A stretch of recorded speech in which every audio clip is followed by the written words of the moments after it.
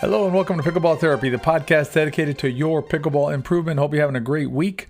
This week in the riff, we're going to talk about the ebb and flow of improvement, how it's not a straight line and how you can suffer some setbacks, and that's perfectly normal as part of the process. But before that, I want to jump into prioritizing what's important for our improvement. We've been talking a little bit about winning and losing and framing that out. We've also talked about marginal advantages before, but I think there's been some confusion out there about what it means to prioritize when you're trying to improve as a pickleball player. So we're going to get into that in a minute. Stay tuned for the podcast. The dates for the 2022 Pickleball Summit are set. June 26th, 27th, 28th, and 29th will be the largest gathering of pickleball professionals anywhere in the world. You'll get to hear from some of the best minds in pickleball, help you develop the perfect pickleball game. There is no cost to view the presentations during the summit days, but you do need a ticket. Registration for the summit will be opening soon. Be on the lookout in your social media feeds as well as in your email inbox to find out when registration opens up to make sure you don't miss out on the 2022 Pickleball Summit. Hope to see you there. I got a comment recently from one of our listeners and someone who follows us, and I've interacted with Dale for quite a while on comments and things like that. He's a thoughtful player. I've never met him, but he's certainly a thoughtful player in the sense that he dedicates some time and energy at thinking about the game, and also in sharing his thinking about the game. So I always appreciate that. But Dale reached out to me about a comment I had made. It might have been in a Pickleball Therapy Live about or a blog post about backhand roll volley, and it sounded to Dale like I was basically talking down the backhand roll volley or the what kind of shot it is. So I wanted to take this opportunity to talk about that and give you how the framing of how I view our improvement as pickleball players, right? Yours and mine. So let's talk about the backhand roll volley. That's a shot that Ben Johns has mastered, and it's one of his weapons that he plays with. Ben Johns, if you don't know who he is the best male player in the game right now. And anyway, so the backhand roll volley, think of it as it's an offensive shot. It's an attacking shot. And what you're doing is you're taking your backhand and you're pushing away and up a little bit to create some topspin.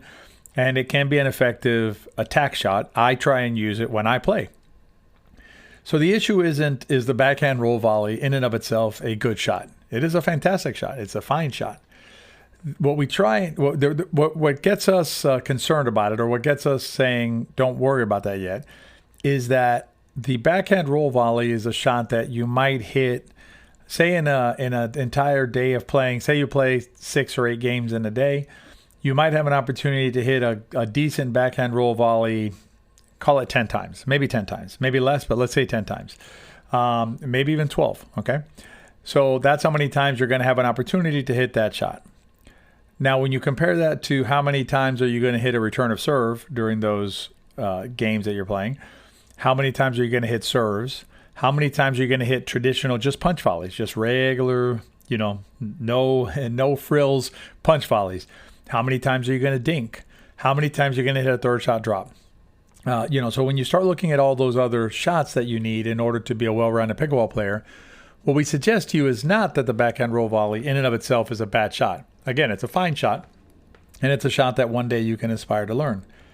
What we suggest to you is that for most players, it is not a top priority. It's not a high priority right now based on where you are in the game. Again, not everybody. This is not, there's no one size fits all in pickleball. There's no one size fits all in life, right?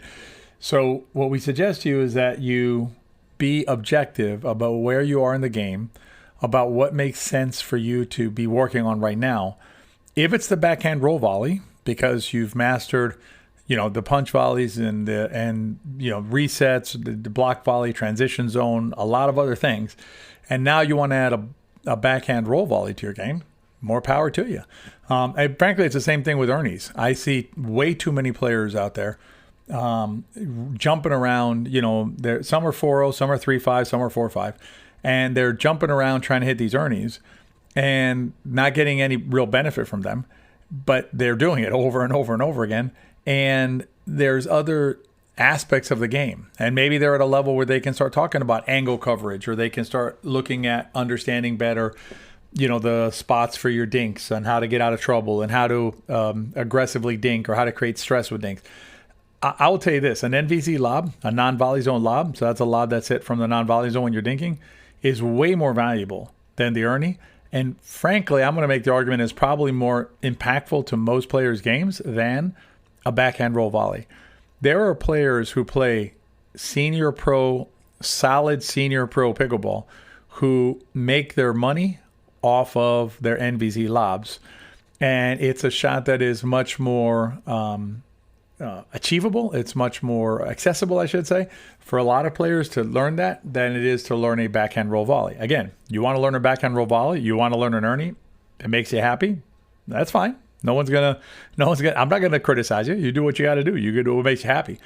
But if you ask me as an instructor, as a pickleball professional, right, as a coach, you say, I'm thinking of adding an Erne or a backhand roll volley, I'm probably going to say, well, let's talk about it and let's see if there's other things that are going to give you greater benefit while you're playing. Shots that you might hit, in a session, you might hit, 70 times, 80 times, 100 times, as opposed to a shot that you might use, 10 times, or probably not even that many, but you're going to use it so many times, or a technique like the Erne that, at most levels of play, it is simply, it's just a fantasy shot. If your name is Dekel Bar, and Dekel, if you're listening, I hope you're doing well. But, if your name's Dekel Bar, fine. If your name is Anna Bright, Georgia Johnson, I don't even think they earn you that much. But, if you're young and athletic and you want to jump around, again, listen, knock yourself out, have fun. But if you're trying to play the best pickleball game that you can play, I would say that I'm going to just throw out a number here. I'm going to be controversial for a second. I would say that 95% of the players who are trying to use Ernes in their game should simply stop. Should simply take the Erne, put it on a shelf, leave it there. If they need it one day, okay, they can take it down. But most players who use the Ernes don't do it well. I'll give you another example. A good Erne player. He's a senior pro player, Eric Gagnon. Amazing Ernes, because he knows how to read. He knows how to do the Erne properly, right? He's reading the ball. When he reads the situation, he jumps the line and then smashes it. Most other senior pro players who not most, but there's many senior pro players who try and use the Erne. Doesn't work out well. Even pro players who use the Erne, a lot of them, it doesn't work out well for them. Rec players, forget the Erne. Anyway, but the point is I didn't mean to go too far off on the Erne tangent, but the point is prioritizing, right? It's determining what it is that makes sense. Because if you're spending time on the Erne, then you're not spending time on something else. There's a match that we've broken down in our academy and our classes, right? And if you're interested in that, please join us at WeArePickleball.com.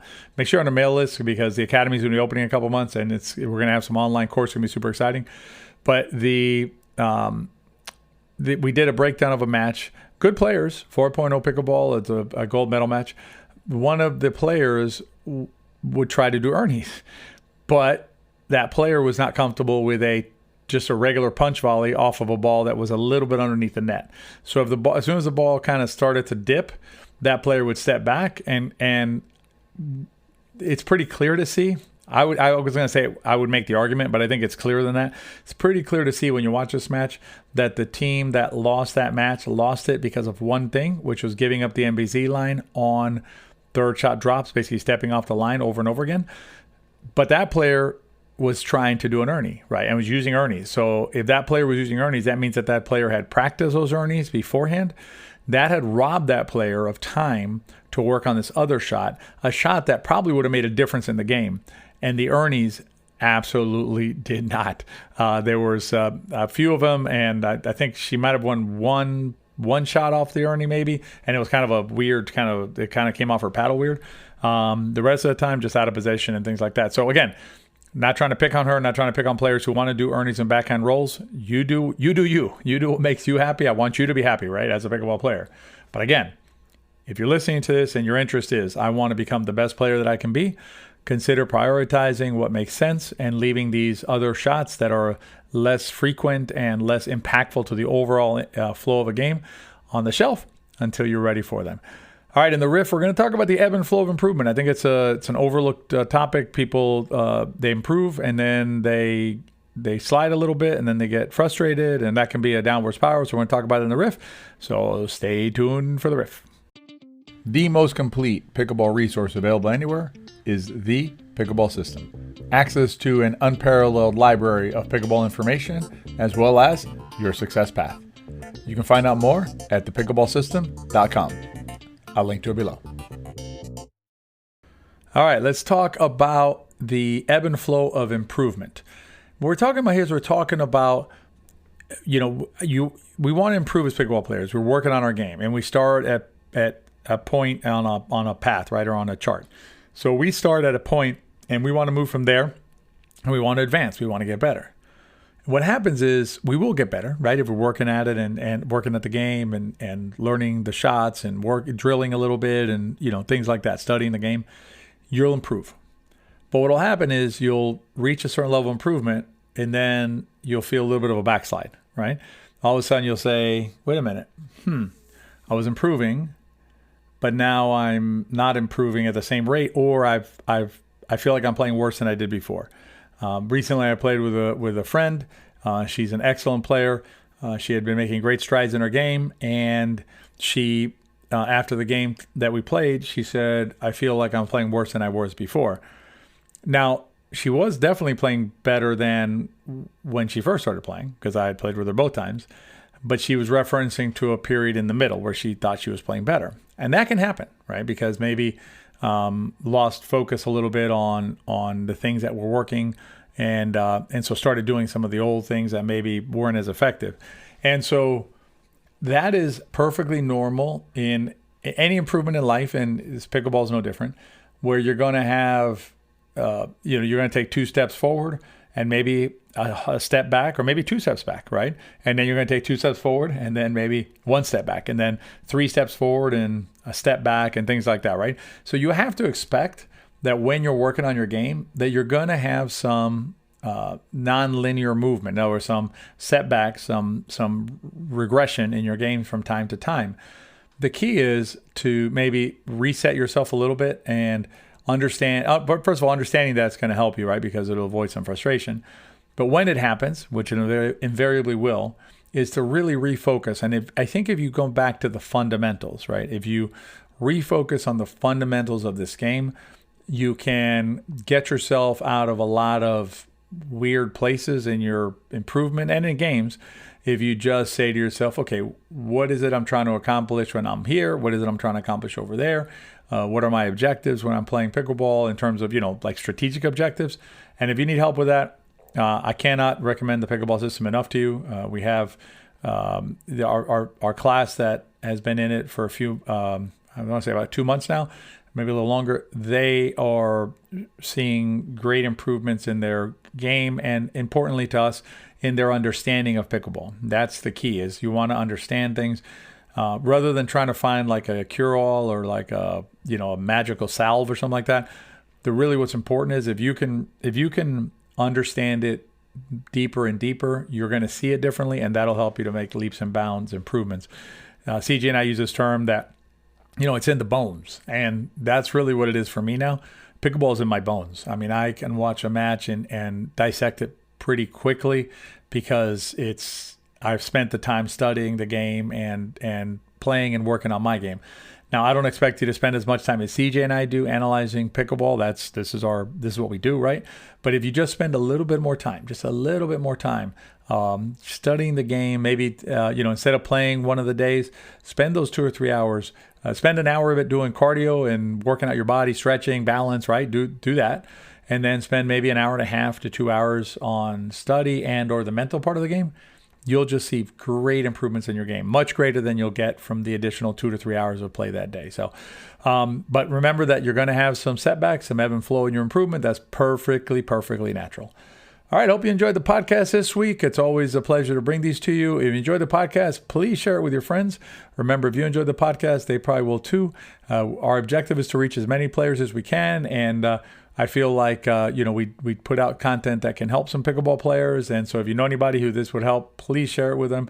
If you have on social media, that helps out as well. If you post this in Facebook or Instagram or wherever you're at. So have a great week this week. We'll see you next week with another episode of Pickleball Therapy. Have a good one.